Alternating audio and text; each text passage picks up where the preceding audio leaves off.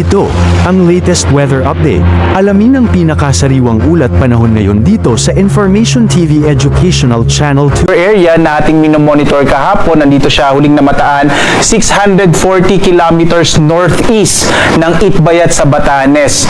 Mula sa pagiging tropical depression kagabi, ito ay naging isang tropical storm kaninang madaling araw at ang kanyang lakas ay nasa 65 kilometers per hour malapit sa gitna at magbugso ng hanggang 80 kilometers per hour. Kasalukuyang kumikilos ang bagyong si Dindo sa napatungo dito sa may palabas na ng Philippine Area of Responsibility. Ang kanyang direksyon ay pahilagang silangan at ang kanyang bilis ay nasa 10 kilometers per hour. Sa ngayon, wala namang direktang epekto itong bagyong Dindo sa anumang bahagi na ating bansa at patuloy ang nakaka-apekto itong southwest monsoon o habagat, partikular na dito sa may northern Luzon. So inasa natin ngayong araw, malaking chance na ng mga pag-ulan dulot ng habagat at hindi ng bagyong Dindo, no? Partikular na dito sa may area ng Batanes at Babuyan Island. Sa lalabing bahagi ng ating bansa, makikita nyo, lalo na sa may bahagi ng Mindanao, generally fair weather tayo sa malaking bahagi nating kapuluan, pero asahan pa rin natin yung mga isolated rain showers and thunderstorms sa hapon hanggang sa gabi. Muli, posible na nga lumabas